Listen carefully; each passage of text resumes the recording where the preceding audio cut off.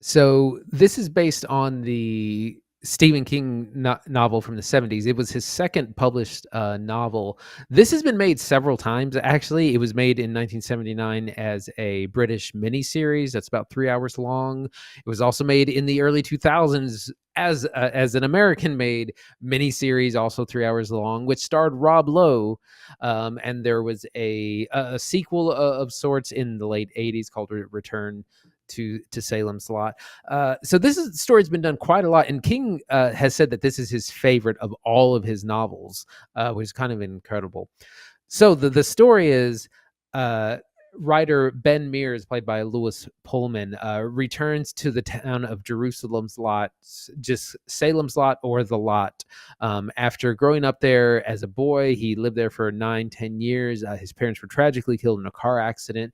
He's a successful author. He's has several books and published, and he's returning to learn about his roots, learn about the town, because he was so young and his parents were taken from him that he doesn't really know. And he finds the town just kind of in a different place. You can't go, you can never go home. You can't go back to the place you grew up. And the town is being infested by vampires. There's a very kind of mysterious figure named Straker, who opens up an antique shop, who's clearly evil and has bought the big haunted mansion on the hill, and has brought a vampire of sorts with him. And they, of course, start slowly taking over the whole town. That's our setup. This is, like I said, this has been done a number of times, and there's some interesting themes at work here. So that's our setup. Zach, what'd you think? So I tried to go into Salem's Lot with an open mind. I haven't read the book. I haven't seen the original. I was coming at this fresh. I know we get roasted sometimes in comments. People are like, what do you mean you haven't seen the old one? I just want to be honest. I want you to know where I'm coming from when I talk about this thing. I'm coming in fresh, a fresh Max viewer who does not know anything about Salem's Lot. I'd seen the trailer. I was looking forward to it. And I like Lewis Pullman, right? Like, as our lead. And I like Bill Camp. I haven't seen him in a lot of stuff recently, but he's a lot of fun, big drama. I loved him in season 3 of The Leftovers. So I was really looking forward to Salem's Lot. Love a good Stephen King adaptation.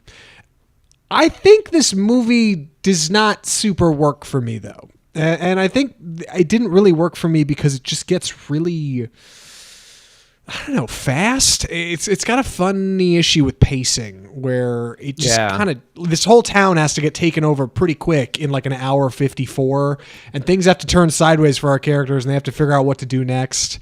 And I didn't know where the story was going, but I know King books are traditionally pretty long, and I think maybe this movie suffers from being edited too tight. I was reading over the weekend that there was originally like a 3-hour cut, and I think that would have worked maybe better. It's got so much to do. It has so much to do. There's so many things that have to happen efficiently for Salem's Lot to work start to finish. Like, watching this, I get why the old movie was like 3 hours long. Like, it's a big story, and I think they try to do a lot in a short timeline. Yeah, it moves really, really quickly. I'm trying to. Yeah, it's the book is almost 700 pages, so it's a long book. Yeah, and it just kind of rushes because we get to know Ben like day one, and then immediately people are getting attacked and turned into vampires, and people have to, like, prove to other people that vampires are real, and it's turning the town, and it all has to go very quickly, and people have to be convinced very quickly that it's happening. So it's a little unconvincing. Also, it's not very scary. Like, the scares are just kind of weak. And I don't think it's really concerned with being that, but there's a lot of vampire imagery, stakes, crosses, a lot of glowing crosses, garlic, all that, some blood splatters, but it's not super creepy like his stuff can be. Yeah, like it feels a little movie of the week. And for being a Max original, like, that's kind of where it's supposed to be, right? Like, it's not a theatrical joint. Like, you're supposed to kind of watch this at home and take your time, but it felt like it had loftier aspirations watching it. Director Gary Dauberman previously directed Annabelle Comes Home, movie I have not seen, but is a bit smaller in scope, right? Like, you got a cursed object movie, you got the haunted doll, and you got some characters around that. And that's kind of your movie. Like, I get it. A little smaller. This is a whole damn town. And it's a 1970s town, by the way. Very Stephen King. We're up in, like, Maine. Very windswept. It's fall. Looks great. But Andy's right. Like, not only do you have to have something awful come in, start to take over the town, you got to have a group of survivors. You got to have people convinced. You got to have people who aren't convinced. Like, and all of this, you have to keep the audience in the whole way through. One of the biggest critiques I've seen of this is, it should have been a series. You should have done this longer. And I felt that watching it. I was like, you should have done like 6 episodes of this, like 6 45-minute episodes or something, like pace it out a little bit. People have compared it to Midnight Mass over on Netflix, the Mike Flanagan show. Would recommend, by the way, for October. I've been rewatching myself. Tons of fun, Midnight Mass. And Salem's Lot is like a tighter, more efficient version of that. But it also like feels a little bit too much like other media I've seen outside of just Midnight Mass. Like we were just talking about the Nosferatu trailer coming up. We went and saw Bram Stoker's Dracula not long ago. Like just the bones of this, I'm like, man, I've seen this story before. Like I know this already. It doesn't feel like it's doing anything new. And the problem is, Salem's Lot was doing something pretty new at the time. Like it was bringing something new in a different way to American audiences. But now it feels like a retread. And like, I think the It films, which this film was produced by one of the producers of the It movies, the thing that does differently is it brings this kind of new, almost like Stranger Things feeling that Stranger Things introduced over Netflix, Kids on Bikes, to Stephen King's work.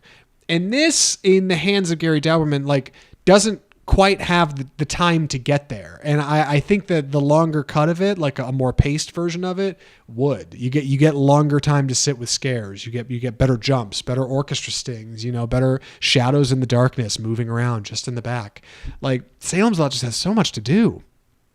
Yeah, there's also just a lot of characters. There is like the writer Ben Mears. He has a love interest named Susan. There's the town doctor, the town priest, the town teacher, the town principal, like the town sheriff, and there's a ton of characters, and they don't really get a whole lot of time. So I can see a longer, like a series or a longer film, getting to kind of explore these different people a little bit more. Yeah, it's a shame. Like I do think what's here is not bad. I just wish it'd been a little bit stretched, just a little stretched out, a little bit more suspense, a little bit more scares, a little bit more higher highs. The lows are just dry where our town is figuring things out. And like that's worth mentioning with the pace, like you don't get a lot of downtime in Salem's Lot. Like things move pretty efficiently. We're moving along through Salem's Lot. Like it's short, it's tight for a reason. And I think that's probably a benefit for viewers who are looking for something like a little snappier, but I think it's worth investing the time into something a little bit larger. Like I think Salem's Lot is good for whetting your appetite for something a little bit bigger, like Midnight Mass over on Netflix, or maybe that Nosferatu coming out in December. It's gonna be a lot of fun. But I think I don't know. I think it suffers from being this kind of movie of the week format. I think it could have been a little bit loftier. Yeah, I mean, it is straight to streaming. It's available on Max, as is the old 1979 Salem's Lot. So, and that one is, again, it's a 3-hour miniseries. So that is available to check out. I got to see if anyone's got the 2004 with starring Rob Lowe as Ben Mears. Yeah. Do you know what this is about? Do you know why Stephen King wrote this story and kind of what it's kind of an allegory for?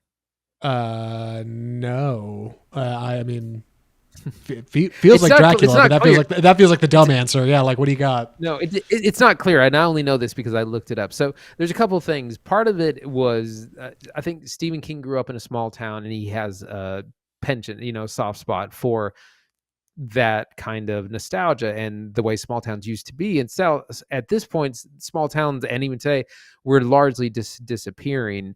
The kind of folksy, everyone knows everyone kind of places. But also, this was written in a time when there was a lot of government corruption during the Nixon era, the Watergate, all these things, and it just felt there was that all of government was corrupt, or felt that way. And that's part of what this story is about, because kind of a lot of people get turned into vampires, and the story is a little bleak, it's a little hopeless. It's but kind of about the death of a town, and like I said, it's paralleling kind of how King felt at the time about government. Yeah. Okay. I do kind of see that. One of the things that's been really interesting putting together, just like promotional material for the show and putting this together, is whether or not like Salem's Lot has a couple of apostrophes in the title. Like the official title for this does not, but all of the posters and promotional images do, because the full name of the town is Jerusalem's Lot. So the title Salem's Lot is like a shortened version of that, and therefore would have a couple of apostrophes on it. So I think we will for our content, but your mileage may vary. If you're Googling it, it'll come up fine either way, unless you're looking for the 2004 Rob Lowe version, apparently, which may be difficult to find. I don't know what the deal is with that. But any other thoughts for recommendations? I think I'm ready. Andy, would you recommend Salem's Lot? It's available on streaming. I think that's the perfect place for it. If you're a horror head and you're looking for something to watch this Halloween season, it's definitely, I think, worth putting on. It's a little, to me, it felt long and also too fast at the same time. It moves a little bit too quick. It's not super scary, but I think it is well made for a streaming film. And I wish it could have been more. A series is probably better, but not too bad. Yeah, I think I'm in the same boat. I think if you're looking for something kind of soft, a little bit October, just kind of get you in the zone, and you can throw it on while you're doing laundry or something, like toss on Salem's Lot. It's not bad. It's not bad, but it's paced funny. I don't know. There's something odd to it. It feels like it happened in editing. I don't know if HBO watched it and they're like, make this go faster. Who knows? Maybe the people who should have been watching Joker 2 over at Warner Brothers were like, let's check out this Salem's Lot work print. Let's see what's going on over here. We should get our eyes on this and not watch Joker. I don't know, but I think it's good work. I'd be curious to see what Gary Dauberman does next, because I think this is definitely an evolution of what he did with Annabelle. It's larger in scope, but it suffers under like the weight of the plot of the 700 pages that it's supposed to be, that has become an hour 54. And like, now I get why that old one was 3 hours long. Not bad. I feel like I'd still not bad. Not that's how I feel about Salem's Lot. There you go. Also, maybe go check out Midnight Mass. It's fine. If I haven't plugged that movie enough. Andy, before we get to the end of the show, I totally forgot to tell you, next Tuesday I'm tied up. So we should either do the next episode on Monday or Wednesday, and we can decide that later. We don't have to figure out that out now for folks. We will be back next week. What are we going to be watching? So we're spoiled for choices. A lot of things coming out. Saturday night, the SNL kind of day one, I almost said biopic. That movie, the SNL movie, comes out this Friday, as well as Terrifier 3 and The Apprentice. So those are a lot of what's coming out. I'll have to also look at streaming, because we will probably pick something from there as well. Lots to see, lots to come out. We'll be in touch about what comes out. And we also have later in the month, We Live in a Time and Venom: The Last Dance. Yes. Part of the reason this was such a big episode today, doing a triple feature, is because I'm going to be going out of town in a couple weeks. Figure I should let y'all guys know early. I'm going to be taking a much needed vacation on the 22nd and 29th with my cool wife, Chris. We're going to head up to the Northeast. We got a car. We're going to drive around, maybe swing into Canada for some poutine. It's going to be great. And I'll probably definitely catch a couple movies while I'm out there. But in the meantime, we're going to be back next week, and then a little bit of hiatus, and then we'll be back. We'll work it out. So, don't panic. More off script to come. If you want to see what we've been doing, though, what we've had going on since, if you were just returning to the show, maybe missed last week, good news. You can catch all our old content over on YouTube. Big things going up on YouTube, man. We got individual reviews coming out. People are subscribing. Go join the fun over there. We're on social media: Facebook, Twitter, Instagram, TikTok even. You can find us around there. You can follow, comment, subscribe, like, share, all the social media buzzwords. All the things you can do there with us, Script Film Review. You can share us with your friends. We'd really appreciate it.